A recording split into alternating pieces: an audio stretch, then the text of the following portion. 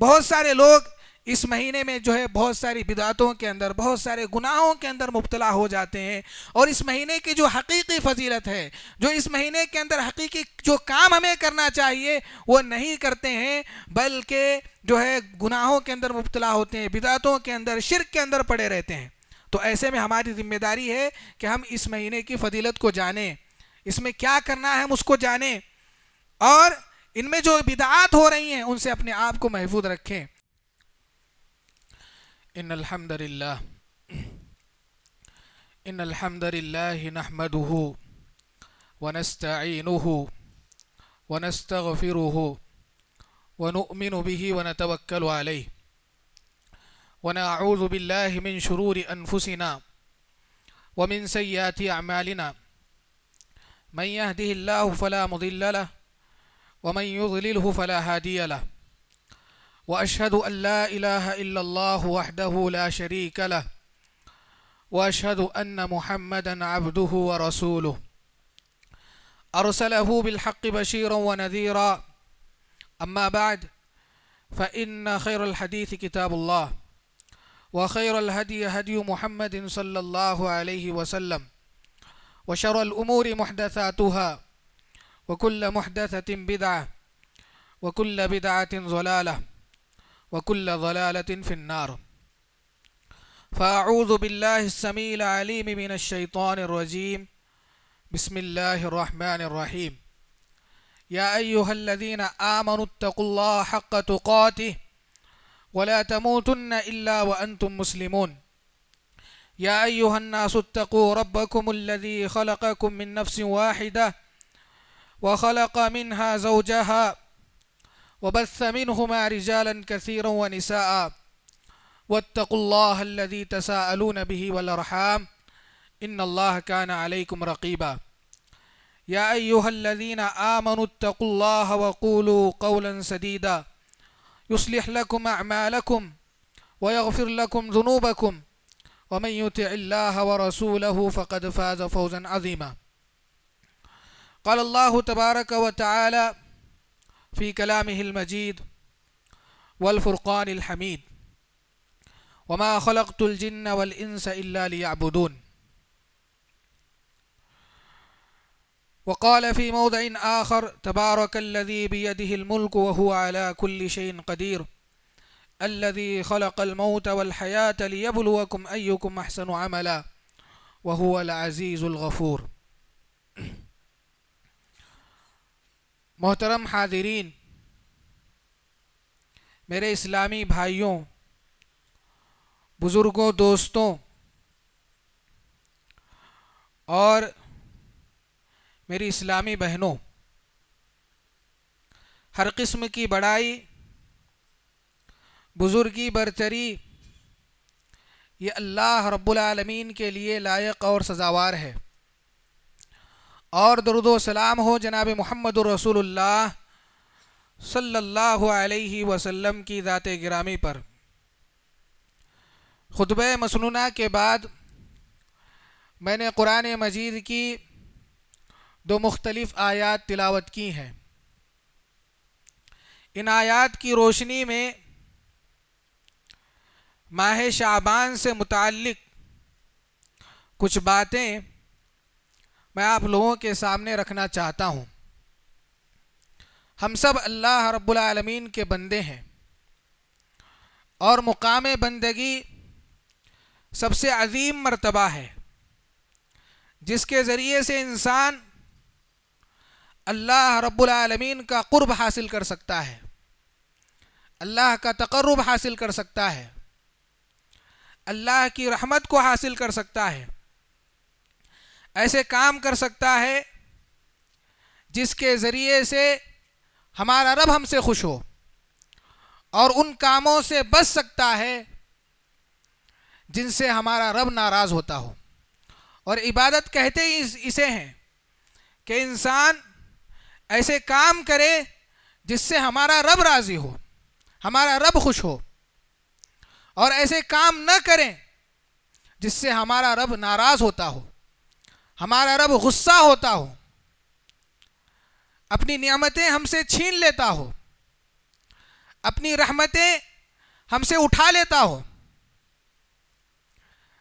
لہذا ایک مسلمان کو چاہیے کہ وہ اللہ رب العالمین کو خوش کرنے والے کام کرے, اس کی ناراضگی کے کام نہ کرے, اللہ کی عبادت کرے, نیکیاں کرے, گناہوں سے اپنے آپ کو محفوظ رکھے. ایک مسلمان کی ذمہ داری ہے. اللہ رب العالمین نے ہمیں صرف اور صرف اس کی عبادت کے لیے پیدا کیا ہے. وما خلقت الجن والانس الا لیعبدون. اللہ رب العالمین یہ کہتے ہیں کہ میں نے جنوں کو, انسانوں کو صرف اور صرف اپنی عبادت کے لیے پیدا کیا ہے. لہذا اللہ کی عبادت کرنا چاہیے, اللہ کے علاوہ کسی کی عبادت نہیں کرنی چاہیے. ہماری زندگی کا مقصد صرف اور صرف اللہ رب العالمین کی عبادت ہے, اور عبادت کرنے سے ہی اللہ رب العالمین ہم سے خوش ہوتے ہیں. بعض عبادتیں ایسی ہیں جو مخصوص جگہوں کے ساتھ خاص ہیں کہ وہ عبادت انہی جگہوں میں کرنی چاہیے, جیسے حج ہے, مکہ جا کر کے ہمیں کرنا ہے. اور بعض عبادتیں ایسی ہیں جو وقت کے ساتھ خاص ہیں کہ وہ عبادت اسی وقت میں ہونی چاہیے, جیسے نماز ہے, جیسے روزہ ہے. اور اسی طریقے سے بعض عبادتیں ایسی ہیں جو صرف اور صرف بعض حالات کے ساتھ خاص ہیں کہ ان حالات میں انسان کو عبادت کرنی چاہیے. تو بہرحال بعض عبادتیں ایسی ہیں جو کسی خاص وقت کے ساتھ خاص ہیں, یا پھر کسی خاص زمانے کے ساتھ خاص ہیں, یا کسی خاص حالت کے ساتھ خاص ہیں. اور بعض عبادتیں ایسی ہیں جن کا تعلق کسی مہینے سے ہوتا ہے, یا کسی دن کے ساتھ ہوتا ہے, کسی سال کے ساتھ ہوتا ہے, کسی مہینے کے ساتھ ہوتا ہے. لہذا ماہ شعبان سے متعلق بھی بہت ساری فضیلتیں احادیث کے اندر وارد ہیں, اور اس مہینے کے تعلق سے بھی نبی کریم صلی اللہ علیہ وسلم کا حکم ہمارے سامنے موجود ہے کہ اس مہینے کی کیا فضیلت ہے, اور اس مہینے کے اندر ہمیں کیا کرنا چاہیے اور کیا نہیں کرنا چاہیے. اور بہت سارے لوگ جو اس مہینے کے اندر بہت ساری بدعات اور خرافات کے اندر مبتلا ہیں, کیا انہیں ایسا کرنا چاہیے کہ نہیں کرنا چاہیے؟ ساری چیزیں نبی کریم صلی اللہ علیہ وسلم نے واضح انداز میں کھول کھول کر کے بیان کر دی ہیں, لیکن اس کے باوجود ہم اللہ کو راضی کرنے والے کام نہیں کرتے ہیں, بلکہ ایسے کام کرتے ہیں جس سے اللہ رب العالمین ناخوش ہیں, جس سے اللہ رب العالمین ناراض ہوتے ہیں. بدعتوں میں مبتلا ہو جاتے ہیں, برائیوں کے اندر مبتلا ہو جاتے ہیں, کفر و شرک کے اندر مبتلا ہو جاتے ہیں, بے حیائی کے اندر مبتلا ہو جاتے ہیں, نمازوں کو ترک کرتے ہیں, اور اللہ رب العالمین کی عبادت جس طریقے سے کرنی چاہیے اس طریقے سے نہیں کرتے. تو میرے بھائیوں, ہمیں نبی کریم صلی اللہ علیہ وسلم کے فرمان کے روشنی میں زندگی گزارنا ہے. ہماری عبادتیں کیسی ہوں, کن عبادتوں سے اللہ تبارک و تعالی خوش ہوتے ہیں, کن چیزوں کی کیا فضیلت اللہ رب العالمین نے بیان کی ہے, نبی کریم صلی اللہ علیہ وسلم نے ساری چیزیں کھول کھول کر کے بیان کر دی ہیں. ہمارا دین روشن دین ہے, ہمارا دین واضح دین ہے. نبی کریم صلی اللہ علیہ وسلم نے کسی بھی چیز کو پوشیدہ نہیں رکھا ہے. نبی کریم صلی اللہ علیہ وسلم نے کسی بھی چیز کو گانٹھ کے اندر باندھ کر کے نہیں رکھا ہے. کوئی بھی چیز مخفی نہیں ہے, کوئی بھی چیز پوشیدہ نہیں ہے. اسلام نے ساری باتیں کھول کھول کر کے ہمارے سامنے رکھی ہیں. لہذا ہمیں چاہیے کہ ہم ان باتوں کو جانیں اور انہی کے مطابق عمل کرنے کی کوشش کریں. دو ہی طرح کے لوگ ہم دنیا کے اندر دیکھتے ہیں. کچھ تو وہ ہیں جو صحیح راستے پر چل رہے ہیں, اور کچھ لوگ وہ ہیں جنہوں نے غلط راستہ اختیار کیا ہوا ہے. جن لوگوں نے غلط راستہ اختیار کیا ہے وہ جانتے بوجھتے انہوں نے اس غلط راستے کو اختیار کیا ہے, یا پھر ناسمجھی کے اندر انجانے میں لا علمی کی وجہ سے انہوں نے اس راستے کو اختیار کیا ہے. اور جو لوگ سیدھے راستے پر چل رہے ہیں ان کی زندگی کے اندر بھی کچھ نہ کچھ کمی ضرور موجود ہے, کچھ نہ کچھ کوتاہی ضرور موجود ہے. دو ہی طرح کے لوگ اس دنیا کے اندر زندگی گزار رہے ہیں، ایک ہے غلط راستے پر چلنے والے، ایک ہے سیدھے راستے پر چلنے والے۔ جو لوگ سیدھے راستے پر چل رہے ہیں ان کی یہ ذمہ داری ہے کہ وہ ثابت قدم رہیں، اور اللہ رب العالمین سے یہ دعا کریں کہ اللہ رب العالمین انہیں اس راستے پر ثابت قدم رکھے، اپنی نیکیوں پر فخر نہ کریں، اپنی عبادتوں پر فخر نہ کریں، اپنی عبادتوں پر غرور نہ کریں۔ اگر ہم سیدھے راستے پر ہیں تو یہ محض اللہ رب العالمین کی توفیق کی وجہ سے ہے۔ اگر اللہ رب العالمین ہمیں توفیق نہ دیتا، اگر اللہ رب العالمین ہمیں راستہ نہ دکھاتا، اگر اللہ ہمیں ہدایت نہ دیتا تو یہ نعمت ہمیں نہیں ملتی۔ یہ نعمت اگر ہمیں ملی ہے تو ہمیں اللہ رب العالمین کا شکر ادا کرنا چاہیے، اللہ رب العالمین کی عبادت کرنی چاہیے، اس کے ساتھ کسی کو شریک نہیں کرنا چاہیے، زیادہ سے زیادہ نیکیاں کرنا، گناہوں سے اپنے آپ کو محفوظ رکھنا چاہیے، اور اگر کبھی زندگی کے اندر کوئی کوتاہی ہو جائے تو توبہ اور استغفار سے کام لینا چاہیے، ہمیشہ توبہ اور استغفار کرتے رہنا چاہیے۔ اگرچہ کہ ہم اپنی زندگی کے اندر نیکیوں کی اونچائی پر موجود ہیں، ہم اخلاص کے اعلیٰ درجے پر فائز ہیں، ہم جو ہے بہت اونچے نیکیوں کے اندر اور اچھے معاملات کے اندر بہت اونچے درجے کو پہنچ چکے ہیں، لیکن اس کے باوجود ہماری ذمہ داری ہے کہ ہم توبہ اور استغفار کو مضبوطی کے ساتھ تھامیں، اس لیے کہ اللہ رب العالمین محض اپنی توفیق سے ہی، اپنی رضامندی کے ساتھ ہی ہماری نیکیوں کو قبول کر سکتے ہیں۔ ہماری نیکیاں چاہے کتنی کیسے ہی معیار کی کیوں نہ ہو، کیسی ہی کوالٹی کی کیوں نہ ہو، جب تک اللہ کا رحم نہیں ہوگا، جب تک اللہ کی مرضی نہیں ہوگی، ہماری نیکیاں اللہ کے دربار میں قبول نہیں ہوں گی۔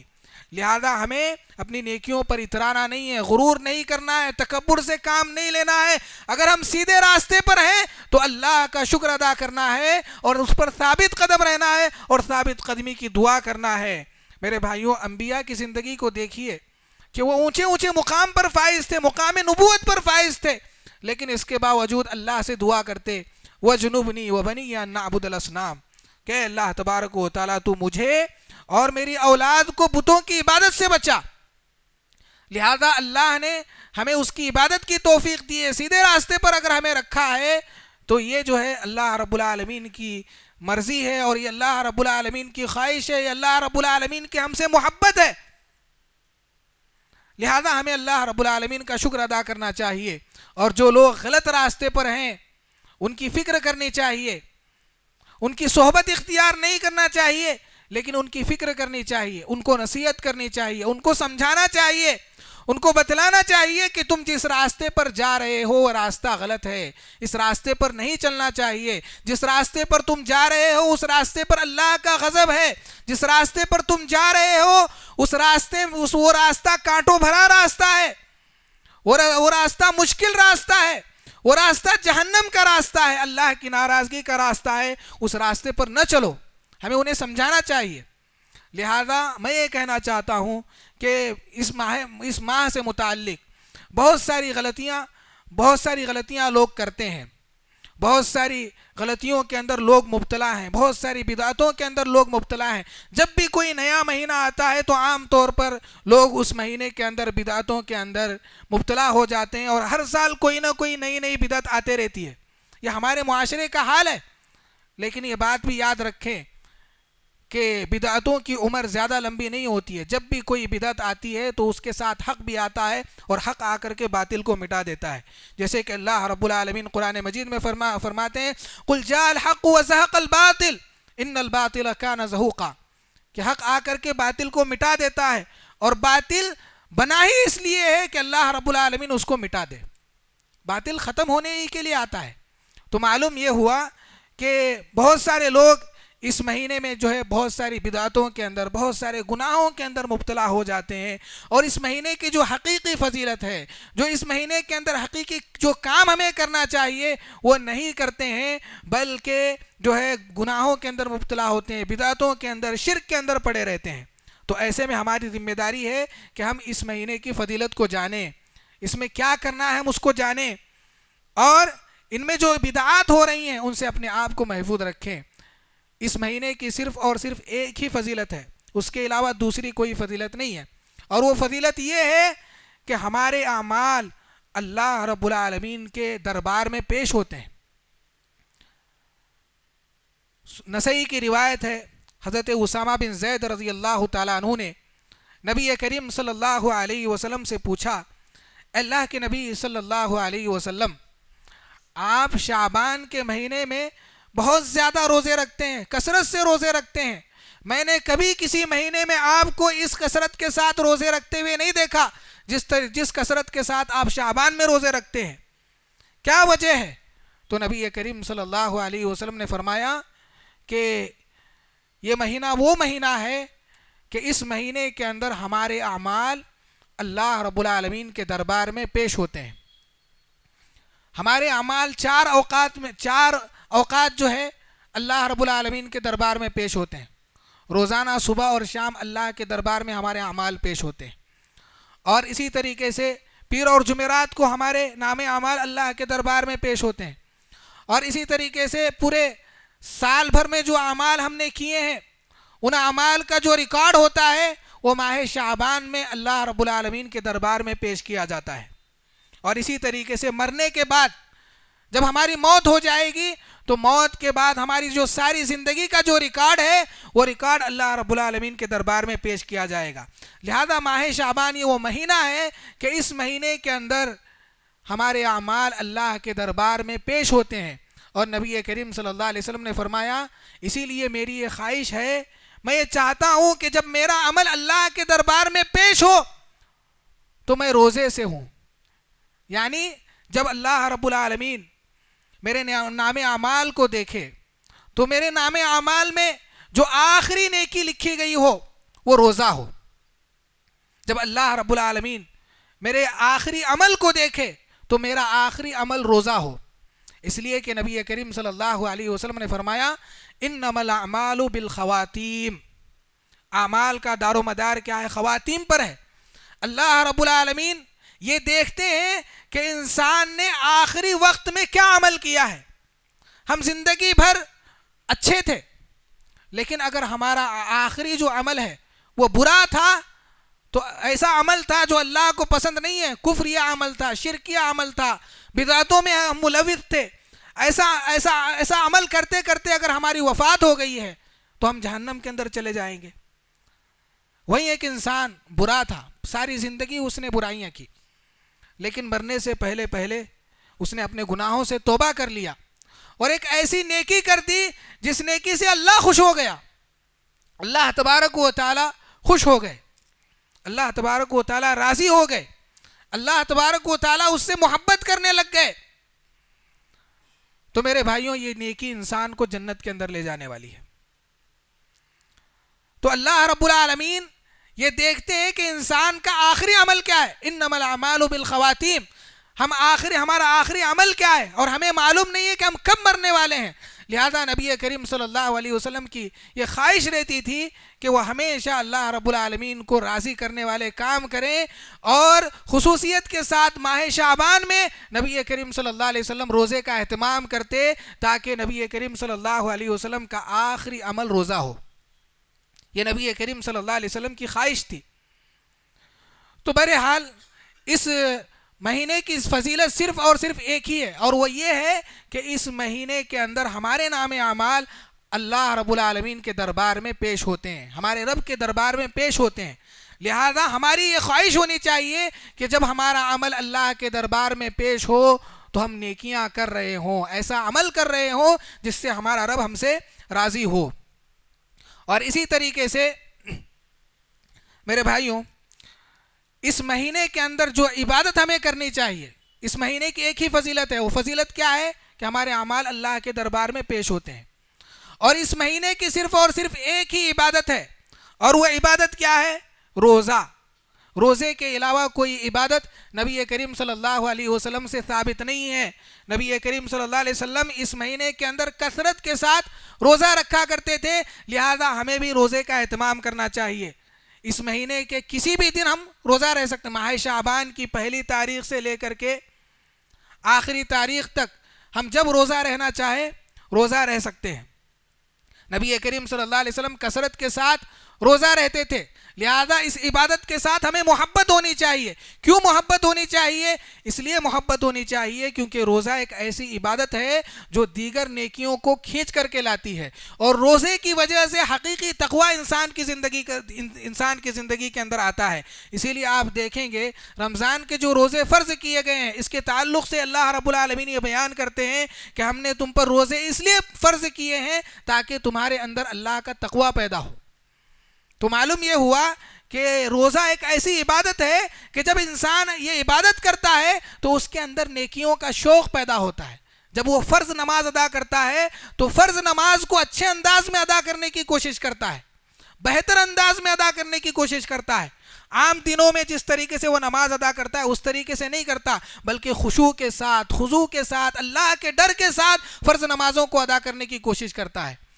اور جب انسان روزہ رہتا ہے تو روزہ رہنے کے بعد اس کے اندر نفل عبادتوں کا شوق پیدا ہوتا ہے. روزہ رہ کر کے انسان یہ چاہتا ہے کہ قرآن کی تلاوت کرے. روزہ رہ کر کے انسان یہ چاہتا ہے کہ نفل نمازیں وہ ادا کرے. روزہ رہ کر کے انسان یہ چاہتا ہے کہ وہ کسی کی مدد کرے, کسی کے ساتھ بھلائی کرے, کسی کے ساتھ اچھا معاملہ کرے. روزہ رہ کر کے انسان بہت ساری نیکیاں کرتا ہے, اس لیے کہ روزہ دوسری نیکیوں پر ابھارتا ہے. جب ایک انسان ایک نیکی کرتا ہے تو نیکی پر ابھارتی ہے, اور روزہ جو ایک ایسی عبادت ہے جو بہت ساری نیکیوں کو کھینچ کر کے لاتی ہے. اسی لیے نبی کریم صلی اللہ علیہ وسلم روزے کا اہتمام کرتے, اور جب آدمی روزہ رہتا ہے تو روزہ رہنے کی وجہ سے بہت سارے گناہوں سے بھی وہ بچتا ہے. اپنی زبان کی حفاظت کرتا ہے, اپنی شرمگاہ کی حفاظت کرتا ہے, اپنے نگاہوں کی حفاظت کرتا ہے, جھوٹ نہیں بولتا, لڑائی جھگڑا نہیں کرتا, کسی سے مار پیٹ نہیں کرتا, سچ بولتا ہے, اور زندگی کے اندر اللہ رب العالمین کا حقیقی ڈر پیدا ہوتا ہے. تو میرے بھائیوں, روزہ ایک بہت ہی بہترین عبادت ہے جس کی وجہ سے انسان بہت ساری نیکیوں کو انجام دیتا ہے, اور جس کی وجہ سے انسان بہت ساری برائیوں سے اپنے آپ کو محفوظ رکھتا ہے, اور یہی اللہ رب العالمین کو مطلوب ہے. اور اسی طریقے سے میرے بھائیوں, اس مہینے کے اندر بہت ساری بدعات اور خرافات کی جاتی ہیں, بہت ساری بدعات اور خرافات کی جاتی ہیں. ان بدعات اور خرافات میں سے ایک بدعت یہ ہے کہ اس مہینے کی جو ہے بےہودہ فضیلتیں بیان کی جاتی ہیں, بیکار فضیلتیں بیان کی جاتی ہیں, ایسی فضیلتیں جو ثابت نہیں ہیں. من گھڑت موضوع احادیث جو ہے اس کی فضیلت کے اندر پیش کی جاتی ہیں. اس مہینے کے اندر جو ایک رات آتی ہے, اس رات کو جو ہے شب بارات کا نام دے کر کے اس کے اندر بہت ساری عبادتیں لوگ کرتے ہیں, جبکہ یہ نام نبی کریم صلی اللہ علیہ وسلم سے ثابت نہیں ہے. شب بارات یہ جو نام رکھ کر کے ہم عبادت کرتے ہیں, اس رات کے اندر بہت ساری جو عبادتیں ہم کرتے ہیں, قرآن خوانی کرنا, پوری رات بیٹھ کر کے پورا قرآن پڑھنا, اور یہ بہت ساری اس نام کے ساتھ بہت ساری عبادتیں کرتے ہیں, نماز پڑھتے ہیں, بہت ساری جو ہے بدعتوں کے اندر لوگ جو ہے مبتلا ہیں. تو یہ ساری بدعتیں, یہ ساری فضیلتیں نبی کریم صلی اللہ علیہ وسلم سے ثابت نہیں ہیں. اس کی فضیلت میں اس مہینے کے اندر جو 15 تاریخ ہے, ماہ شعبان کی جو 15 تاریخ ہے, اس کی فضیلت میں یہ بات کہی جاتی ہے کہ یہ وہ رات ہے کہ اس رات اللہ کی جانب سے قرآن نازل ہوا, آسمان دنیا پر قرآن نازل ہوا. اور دلیل کے طور پر سورہ دخان کی آیت پیش کی جاتی ہے, انا انزلناہ فی لیلۃ مبارکہ, کہ اللہ رب العالمین نے قرآن مجید کو مبارک رات کے اندر نازل فرمایا ہے. قرآن مجید کی اس آیت سے استدلال کیا جاتا ہے کہ اللہ رب العالمین نے 15ویں شعبان کو قرآن مجید کو آسمان دنیا پر نازل کیا. اس طریقے سے قرآن مجید سے دلیل دی جاتی ہے. میرے بھائیوں, قرآن مجید کی تفسیر ہمیں اسی طریقے سے کرنی چاہیے جس طریقے سے صحابہ نے تفسیر کی ہے. اس آیت میں کہیں پر بھی اللہ رب العالمین نے 15ویں شعبان کا ذکر نہیں کیا ہے, اور اس کی شرح میں کسی بھی محدث نے 15ویں شعبان کا ذکر نہیں کیا ہے. اس کی شرح میں ابن عباس رضی اللہ تعالیٰ عنہ کے دو قول جو ہے پیش کیے جاتے ہیں. ایک قول ایک ضعیف قول ہے, اور دوسرا قول ایک صحیح قول ہے. دو اقوال اس آیت کی شرح میں پیش کیے جاتے ہیں, جن میں سے ایک قول ضعیف ہے اور ایک قول صحیح ہے. اور ضعیف قول جو پیش کیا جاتا ہے وہ ترمذی وغیرہ کی جو روایت ہے اس سے پیش کیا جاتا ہے کہ لیلۃ مبارکہ سے مراد 15ویں شعبان ہے, اور مستدرک حاکم کی روایت میں ابن عباس رضی اللہ تعالیٰ عنہ سے یہ مروی ہے کہ لیلۃ مبارکہ سے مراد کیا ہے؟ لیلۃ مبارکہ سے مراد کیا ہے؟ یہاں پر لیلۃ القدر ہے، 15ویں شعبان نہیں ہے بلکہ لیلۃ القدر ہے۔ تو ابن عباس رضی اللہ تعالیٰ عنہ کے دو اقوال ہیں، ایک صحیح قول ہے اور ایک غلط قول ہے۔ لوگ غلط قول پر عمل کرتے ہیں اور صحیح قول کو چھوڑ دیتے ہیں۔ صحیح قول کیا ہے کہ اللہ تبارک و تعالیٰ نے قرآن مجید کو لیلۃ القدر کے اندر نازل فرمایا ہے، اور لیلۃ مبارکہ سے مراد لیلۃ القدر ہے، جیسا کہ اللہ رب العالمین قرآن مجید میں فرماتے ہیں شہر رمضان الذی انزل فیہ القرآن ھدی للناس وبینات من الھدی والفرقان، کہ اللہ تبارک و تعالیٰ نے قرآن مجید کو رمضان کے مہینے میں نازل کیا۔ رمضان کے مہینے میں کب نازل کیا؟ انا انزلناہ فی لیلۃ القدر، اللہ رب العالمین نے قرآن مجید کو لیلۃ القدر میں نازل کیا، اور لیلۃ القدر کب ہے؟ رمضان کے آخری عشرے میں۔ لہذا یہاں پر لیلۃ مبارکہ سے مراد لیلۃ القدر ہے، ماہ رمضان کی رات ہے، یہاں پر ماہ شعبان کی رات مراد نہیں ہے۔ اور ابن عباس کے دو اقوال ہیں، ایک قول صحیح ہے، ایک قول غلط ہے، اور غلط قول سے، ضعیف قول سے، موضوع اور من گھڑت قول سے استدلال کرنا یہ درست بات نہیں ہے۔ اور اس ماہ شعبان کی فضیلت میں یہ بات کہی جاتی ہے، ماہ شعبان کی جو 15 تاریخ ہے، اس 15 تاریخ کی فضیلت میں یہ بات کہی جاتی ہے کہ رات کو اللہ تبارک و تعالیٰ آسمان دنیا پر نزول کرتے ہیں۔ ہمیں یہ بات معلوم ہے کہ اللہ رب العالمین ہر رات کے آخری حصے میں آسمان دنیا پر آتے ہیں، رات کے آخری حصے میں آسمان دنیا پر آتے ہیں، اور یہ کہتے ہیں کہ ہے کوئی بندہ جو مجھ سے مانگے میں اسے عطا کروں، ہے کوئی شخص جو مجھ سے مانگے میں اسے دوں۔ یہ اللہ رب العالمین کا ہر رات کا معاملہ ہے، صرف یہ ماہ شعبان کے ساتھ خاص نہیں ہے۔ اور بعض لوگ یہ کہتے ہیں کہ ماہ شعبان کی خصوصیت یہ ہے کہ اللہ رب العالمین ابتدائی سے رات سے لے کر کے آخری وقت تک ماہ شعبان کی ابتدائی جو 15ویں جو رات ہے، 15ویں رات کی ابتدا سے لے کر کے اس کی انتہا تک اللہ رب العالمین آسمان دنیا پر رہتے ہیں۔ اس طرح سے بعض لوگوں کا کہنا ہے جو غلط ہے، یہ جو صحیح نہیں ہے، کسی بھی صحیح حدیث سے ثابت نہیں ہے۔ اور اسی طریقے سے بہت سارے لوگ 15ویں شعبان کو کیا کرتے ہیں؟ صلاۃ الفیہ پڑھتے ہیں، ہزاری نماز جسے کہتے ہیں، ہماری زبان کے اندر اس نماز کو کیا کہتے ہیں؟ ہزاری نماز۔ اور اس نماز کو پڑھتے ہیں، اور یہ نماز کیسے ادا کی جاتی ہے؟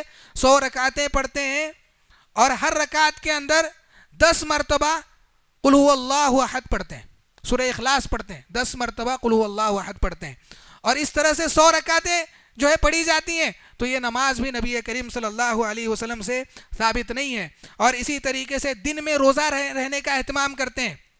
میرے بھائیوں، نبی کریم صلی اللہ علیہ وسلم سے اس مہینے میں روزہ رہنا ثابت ہے، لیکن صرف اور صرف 15ویں شعبان کا روزہ رہنا یہ نبی کریم صلی اللہ علیہ وسلم سے ثابت نہیں ہے۔ کسی عبادت کو کسی وقت کے ساتھ خاص کرنا، کسی عبادت کو کسی زمانے کے ساتھ خاص کرنا، کسی عبادت کو کسی حالت کے ساتھ خاص کرنا، یہ بدعت ہے۔